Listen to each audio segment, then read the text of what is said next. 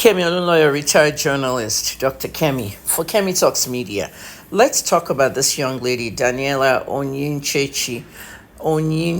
I hope I said it correctly.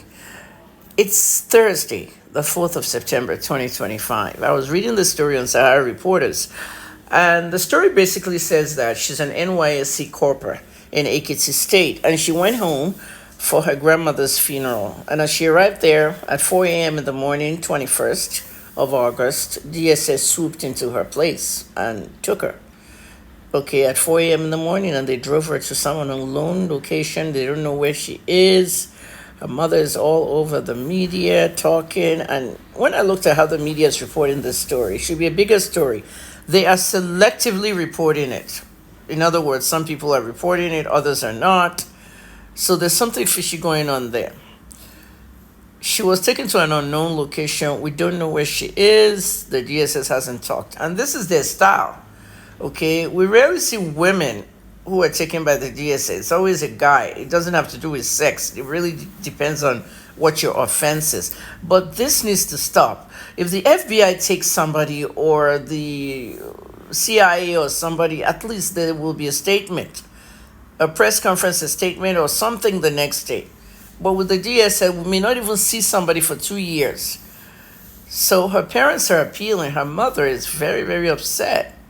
You know, they're appealing for the DSS to tell them where their daughter is and what she did. Now, Adeola Ajayi, the DSS DG, told us earlier this year, and I covered this story. In February this year, remember he said that Nigerians have to begin to defend themselves, and DSS can't always defend you. Everybody remembers that. Okay.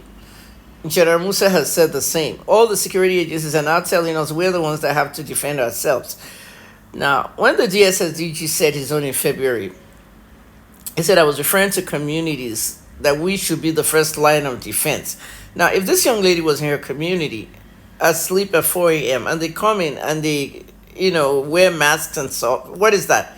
Is that not armed groups? Is that not the same thing? What if this girl actually had a gun?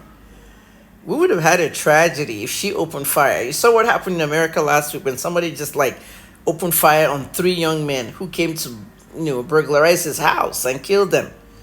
One died on the spot, 2 died in the hospital.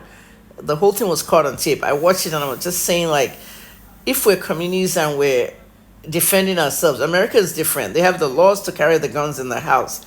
And this kind of person is telling us to do this. And then they go into someone's house at 4 a.m. I'm just saying, if this girl had a gun, it had seen a whole lot of DSS agents dead. So we have to be very, very careful with this. The DSS needs to come out and tell us where Daniela is and what her offense is.